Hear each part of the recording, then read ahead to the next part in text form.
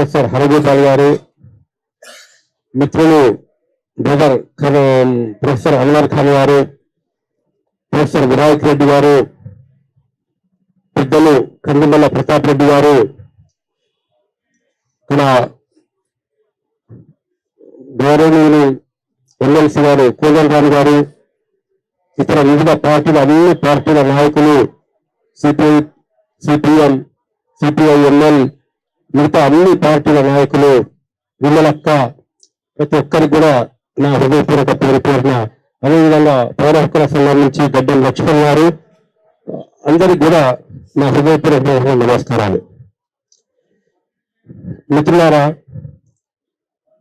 మన దేశంలో ఎన్నో సమస్యలు ఇప్పటికీ ప్రజలు ఎదుర్కొంటున్నారు. రాజ్యాంగం ఏర్పడి 70 సంవత్సరాలు అయిపోయింది. స్వతంత్రం వచ్చి 78 సంవత్సరాలు అయిపోయినాయి. మరి ఇప్పటికీ మన పత్రికల్లో మేము చూస్తూ ఉన్నాం, 3 రోజులకోసారి 4 రోజులకోసారి ఒక రైతు ఆత్మహత్య చేసుకునేది మనకు కనబడుతూ ఉంటుంది. నిరుద్యోగులు ఎక్కడో ఒక చోట ఆత్మహత్య చేసుకున్నారు అనే విషయం మనకు తెలుస్తూ ఉంటుంది. మరి ఈరోజు దేశంలో మరో సమస్య ఏది లేదన్నట్లు, ఇదొక్కటి అతి ప్రధానమైన సమస్య అన్నట్లు మన గౌరవనీయులైన ప్రధానమంత్రి శ్రీ నరేంద్ర మోడీ గారు ఒక ప్రకటన చేశారు. అమిత్ షా గారు ప్రకటన చేశారు. దానికి నరేంద్ర మోడీ గారు పూర్తి మద్దతు తెలియజెప్పారు. ఏమిటా ప్రకటన అంటే 2026 మార్చి నాటికి దేశంలో మావోయిజం లేకుండా చేస్తాము అని చెప్పేసి ప్రకటించారు. అంటే ఎలా చేస్తారు మావోయిజం లేకుండా? మీరు ఎలా చేయగలరు అంటే, మావోయిస్టులందరినీ కూడా చుట్టుముట్టు కాల్చి చంపుతాము అనేటువంటి కార్యక్రమానికి కగార్ పేరుతో చేర్ యుద్ధం అనే పేరుతో ఒక యుద్ధం ప్రకటించారు. ఇదివరకు సంవత్సర కాలంలో దాదాపు 550 మంది చనిపోయారు ఇంతవరకు. అందులో అమాయకులైన గిరిజనులు కూడా ఉన్నారు, పోలీస్ కానిస్టేబుల్స్ ఉన్నారు, జవాన్లు ఉన్నారు, ఒక ఏఎస్పీ ఉన్నాడు, 2 ఎస్ఐ తీవ్రంగా గాయపడ్డారు. మన మోడీ గారిని ఒక ప్రశ్న అడగదలుచుకున్నాం. అయ్యా, మీరు ఒక గడువు నిర్ణయిస్తే మరి ఈ దేశంలో ఇంకా మత్తు పదార్థాలు సరఫరా జరుగుతున్నాయి, గాంజాయి సరఫరా జరుగుతున్నది, డ్రగ్స్ ఇస్తున్నారు, హై స్కూల్ పిల్లలకు కూడా డ్రగ్స్ దొరుకుతున్నాయి. నేను డ్రగ్స్ నిర్ణయిస్తా, మార్చి 26 నాటికి నేను డ్రగ్స్ నిర్ణయిస్తాను అని చెప్తుంటే మేము సంతోషించేవాళ్ళం. అయ్యా, ఈ దేశంలో ఇంకా మహిళలు అత్యాచారాలు జరుగుతున్నాయి, అనేక చోట్ల మహిళలు అత్యాచారాలు జరుగుతున్నాయి, మణిపూర్లో కూడా మహిళలు అత్యాచారాలు జరుగుతున్నాయి, మహిళలు నగ్నంగా ఊరేగిస్తున్నారు ఈ దేశంలో. మీరు కనుక ఒకటి చెప్తుంటే మార్చి 26 నాటికి మీరు మహిళలను అత్యాచారం జరగకుండా నేను చూస్తానంటే మేము సంతోషించేవాళ్ళం. నారాయణమూర్తి గారు వచ్చారు, స్వాగతం. 2 సార్లు స్టేజ్ మీది.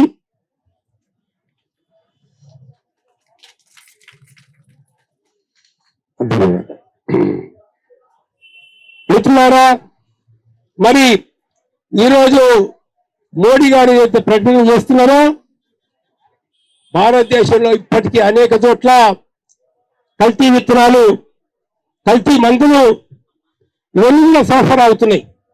మూర్తి గారు,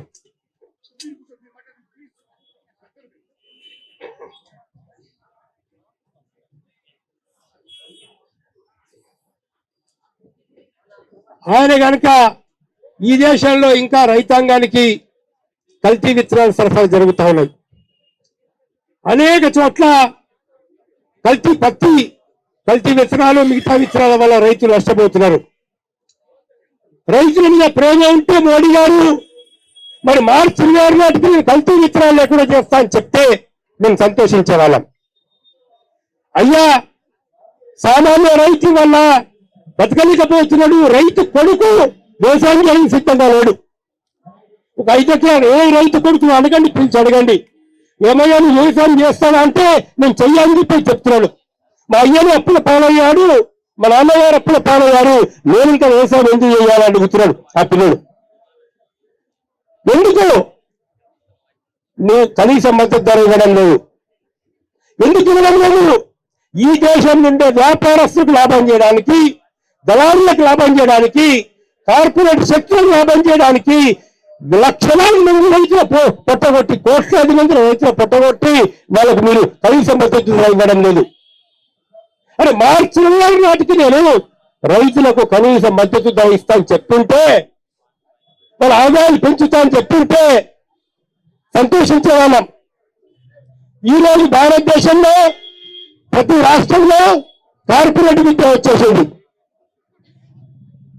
ఒక్కొక్క కార్పొరేట్ స్కూల్లో చిన్న చిన్న తరగతులలో జాయిన్ చేయాలంటే ₹1,00,000 ₹1,00,000. పిల్లాడికి ఫీజులు, చిన్న స్కూల్లో కూడా పిల్లాడికి ఫీజులు, పుస్తకాలు, బట్టలు అవన్నీ ఇవ్వాలంటే 60,000 70,000 అవుతుంది ఒక్క పిల్లాడికి. ఒక్క పిల్లవాడికి. ఇద్దరు కొడుకు, ఇద్దరు పిల్లలు కనుక చదివే వాళ్ళు ఉంటే ₹1,00,000 సంవత్సరానికి ఒక సామాన్య కుటుంబం ఖర్చు చేయాల్సి వస్తున్నాయి. నేను ఉచిత విద్య ఇస్తా, భారతదేశంలో పేదవాళ్ళందరికీ ఉచిత విద్య ఇస్తా, ఉచిత వైద్యం ఇస్తా అని మోడీ గారు, అమిత్ షా చెప్తుంటే మేము సంతోషించే వాళ్ళం. ఇవాళ కార్పొరేట్ దవాఖాన పేరు మీద సామాన్య ప్రజల జేబులన్నీ కోసుకుంటూ లక్షలాది మందిని దోచుకుంటున్నారు. కల్తీ మందులు, అవసరం లేకుండా ఆపరేషన్లు, అవసరం లేకుండా దోపిడీ, టెస్టులు, స్కానింగ్లు పేరు మీద ఈ మొత్తం కార్పొరేట్ దవాఖానలు దోచుకుంటున్నాయి. ఒక్క మాట మోడీ గారు చెప్తుంటే, అమిత్ షా చెప్తుంటే ఉచిత వైద్యం ఇస్తాం మేము అందరికీ ఉచిత వైద్యం అందరికీ చూస్తాము అని నువ్వు చెప్తుంటే మేము సంతోషించే వాళ్ళం. కానీ ఏం చెప్తున్నావు? ఇది కాదు నువ్వు చేసేది. నిరుద్యోగం పరిష్కరిస్తాను చెప్తాను, అందరికి ఉద్యోగం ఇస్తాను చెప్తాను. అని అవన్నీ పక్కన పెట్టండి, డబ్బు ఇవ్వమంటావు. నువ్వే చెప్పావు కదా 2014లో ఏమని చెప్పావు? 60 లక్షల కోట్ల బ్లాక్ మనీ ఉంది. మన దేశ సంపదను దోచుకొని పోయిన వాళ్ళ దగ్గర 60 లక్షల కోట్ల మనీ మన విదేశాల్లో దాచుకున్నారు. అది నేను బయటకు తీసుకొస్తానని చెప్పినవా చెప్పలేదా? ప్రతి కుటుంబానికి 15,000 వస్తాయని చెప్పినవా చెప్పలేదా? మరి ఎక్కడ వచ్చినాయి? అందులో 15 లక్షలు ఒక కుటుంబానికి ఇస్తామని చెప్పినావు, ఎక్కడ వచ్చినాయి? 11 ఏళ్ల పాలనలో ప్రజల్ని మోసం చేసుకుంటూ నిరుద్యోగం పరిష్కారం చేయలే, అధిక ధరల పరిష్కారం చేయలే, కల్తీ వ్యాపారం పరిష్కారం చేయలే, మణిపూర్లో అల్లర్లు కనీసం చూడ్డానికి కూడా నువ్వు పోలేదు అక్కడికి. రైతుల పుట్టగొడుతున్నావు, రైతులకు గిట్టుబాటు ధర ఇవ్వలేదు. అలాంటిది వల్ల ఇన్ని తప్పులు కప్పిపుచ్చుకోవడం కోసం ఒకవైపు మతోన్మాదాన్ని పెంచి పోషించుకుంటూ అన్ని తప్పులు ప్రచారాలు చేసుకుంటూ హిందూ ముస్లిం భేదాలను పెంచుకుంటూ మరోవైపు ఎత్తుండడం వల్ల నేను మావోయిస్టులను అక్కడి నుంచి నేను మొత్తం చంపేస్తా అని చెప్పేసి బయలుదేరాను. ఎందుకో? ఏంటి కారణం? ఎవరికి కావాలి అడుగులు? ఎందుకు కావాలి అడుగులు? అరే ప్రకృతి నాకు ఇచ్చిందా ఆ చెట్లు చేమలు, ఆ చెట్లు చేమలు ఉంటే ఆక్సిజన్ వస్తున్నది, ఆ చెట్లు చేమలు ఉంటే నదులు మారుతాయి, ఆ చెట్లు చేమలు ఉంటే ప్రకృతి బాగుంటుంది, అడవులు బాగుంటే వర్షాలు పడతాయి, అడవులు బాగుంటే సమాజం బాగుంటుంది, వర్షాలు పడితే పంటలు పడతాయి, పంటలు పడితే మేము బతుకుతాం భారత ప్రజలం. ఏం చేస్తున్నా? అడవులు కొట్టేయాల. నిన్న మహారాష్ట్రలో అదానికి ఇచ్చాడు 2,000 ఎకరాల భూమి, అదానికి ఆ ఫారెస్ట్ మొత్తం భూమి ఇచ్చేశాడు కంపెనీలు పెట్టుకోవడానికి. ఇవాళ ఏం చేస్తున్నావు? మొత్తం బస్తర్ ఏరియాలో, ఛత్తీస్గఢ్ ఏరియాలో ఇందాక పెద్దలు హరగోపాల్ సార్ చెప్పినట్లు ఆ భూగర్భంలో ఉన్నటువంటి ఖనిజాలన్నీ కూడా కార్పొరేట్ కంపెనీలకు ఇవ్వడం కోసం నువ్వు కుట్రలు చేసి, ఆ కార్పొరేట్ కంపెనీలకు ఇవ్వడం కోసం రోడ్లు వేసి అక్కడ రవాణా చేసుకోవడానికి అనుకూలంగా ఉండాలి కాబట్టి మావోయిస్టులు వద్దంటున్నారు. ఆదివాసుల జీవితాలు ఆగమవుతాయని చెప్తున్నారు, ఆదివాసుల భూములెక్కడ వెళ్ళగొడతారని చెప్తున్నారు. అందుకని చెప్పేసి మన మొత్తం మావోయిస్టులను చంపడానికి పూనుకున్నావు. ఇట్లా మేము చేయడం లేదు, ఒక్క ప్రకటన చేస్తామను, అది మా ఉద్దేశాన్ని కాదు అని అమిత్ షా మోడీ ఎక్కడైనా చెప్పినారా? కాబట్టి మిత్రులారా, మేము ఒకటే ఒక విషయం చెప్పదలుచుకున్నాం. ఎవరు ఏం చేసినారు గతంలో, ఎవరిది రైట్ ఎవరిది తప్పు, అవన్నీ చర్చలకు మేము పోదలుచుకోలేదు. మేము శాంతి చర్చల కమిటీ చూసినాం. అందరు చనిపోతున్నారు, మావోయిస్టులు చనిపోతున్నారు, అమాయకులైన ఆదివాసులు చచ్చిపోతున్నారు, 6 నెలల పాప చనిపోయింది, గర్భవతి చనిపోయింది, కానిస్టేబుల్స్ చనిపోయారు, గ్రౌండ్ పోలీసులు చనిపోయారు. మేము ఆలోచించి ఒకటి చెప్పాం, ఇది మంచిది కాదు, ఇది మంచిది కాదు, ఒకరినొకరు చంపుకోవద్దు, మీరు చర్చలు చేసుకోండి, వాళ్ళ సమస్యలు మీరు పరిష్కరించండి, మీ సమస్యలు వాళ్ళకి చెప్పండి, ఒక ఒప్పందానికి రండి మీరు అని చెప్పినాం.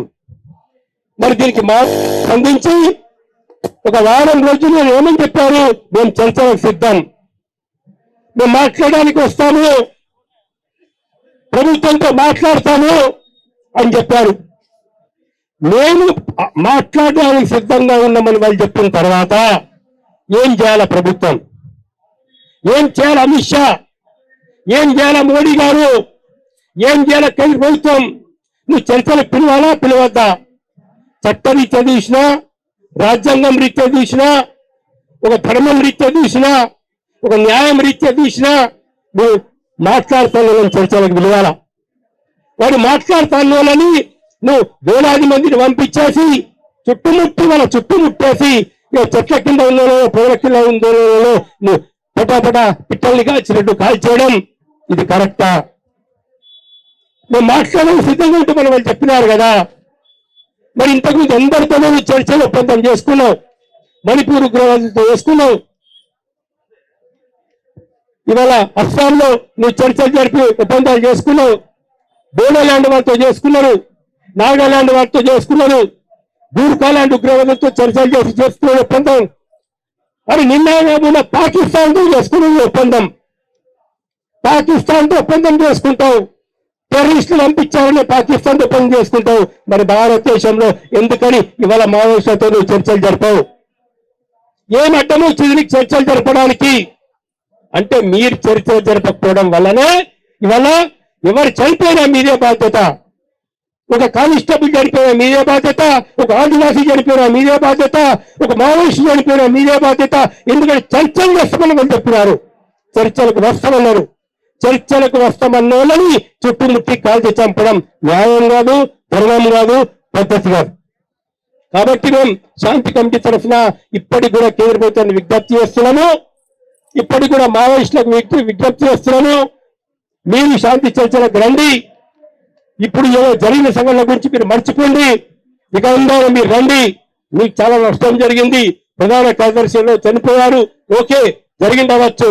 కానీ ఇప్పుడు కేంద్ర ప్రభుత్వంతో చెప్తున్నాం మేము, మీరు పవర్ ఆపరేషన్ ఆపేసేయండి, కోయింగ్ ఆపరేషన్ ఆపేసేయండి. ఈ అరెస్ట్ వాళ్ళందరూ ఎంబడిబడి వాళ్ళని చంపే పద్ధతి ఆపేసేయండి. చర్చలకు పిలవండి, పిలవద్దా? చర్చలకు చెప్పండి, పిలవాలా పిలవద్దా? కేంద్ర ప్రభుత్వం నక్సలైట్ చర్చలకు పిలవద్దా? ఆ విధంగా పిలవాలని చెప్పేసి మనం డిమాండ్ చేసుకుంటూ ఇవాళ ఈ సభ నిర్వహిస్తున్నాము. మరి ఈ కార్యక్రమానికి, ఇంత పెద్ద కార్యక్రమానికి వచ్చిన పెద్దలందరికీ కూడా, నారాయణమూర్తి గారికి, కోదండ రామ్ గారికి, ఈ ధర్నా కార్యక్రమానికి వచ్చినటువంటి వీరందరికీ కూడా, ప్రొఫెసర్ అన్వర్ ఖాన్ గారికి, పెద్దలు కందిమల ప్రతాప్ రెడ్డి గారికి, వినాయక్ రెడ్డి గారికి, ప్రొఫెసర్ హరగోపాల్ గారికి, విమలక్క గారికి, వివిధ అన్ని పార్టీల నాయకులందరూ కూడా పేరు పేరున ప్రతి పార్టీ నాయకుడు కూడా నాకు అభినందన తెలియజేస్తూ, మరి ఈ కార్యక్రమాన్ని ఇంత పెద్ద ఎత్తున విజయవంతం చేసినందుకు అనేక ప్రాంతాల నుంచి, అనేక గ్రామాల నుంచి వచ్చినప్పటికీ మీ అందరికీ కూడా చేతులెత్తి నమస్కారం చెప్తున్నాను. నేను మీకు ధన్యవాదాలు తెలియజేస్తున్నాను. సుదూర ప్రాంతం నుంచి వచ్చిన వాళ్ళందరూ కూడా అక్కలకు, చెల్లెలకు, అన్నలకు ప్రతి ఒక్కరికి కూడా జరుపుతున్నాం. దీని లోపల ఒక్కటే, ప్రజలు తెలుసుకోవాలా, నిన్ను పాలించేవాడెవడు ప్రజలు తెలుసుకోవాలా, నిన్ను పాలించేవాడు ప్రజల మనిషా, కార్పొరేట్ మనిషా తెలుసుకోవాలా, నిన్ను పాలించేవాడు కార్పొరేట్ విద్య ఇచ్చేవాడా, సామాన్య విద్య ఉచిత విద్య ఇచ్చేవాడా తెలుసుకోవాలా. మనం పాలించేటటువంటి వాడు ఎలాంటి వాడు అనే విషయం తెలిస్తే, వాడు వర్గ సమూహం ఏంటిది మనకు తెలిస్తే, మనం ఎవరికి ఓటు వేయాలో లేదా మన రాజకీయ చైతన్యం ఏంటిదో మనకు తెలుస్తుంది. ప్రజలకు రాజకీయ చైతన్యం అనేది చాలా ముఖ్యం. కార్మిక వర్గానికి రాజకీయ చైతన్యం రావాలా, రైతాంగానికి రాజకీయ చైతన్యం రావాలా, దానికి మీరందరూ కూడా కృషి చేయాలని చెప్తూ మరి నేను సెలవు తీసుకుంటున్నాను. ధన్యవాదాలు. ఇప్పుడు పెద్దలు సిపిఎం కేంద్ర కమిటీ సభ్యులు మాజీ ఎంపీ తమ్మినేని వీరభద్రం గారిని మాట్లాడవలసిందిగా కోరుతున్నాను.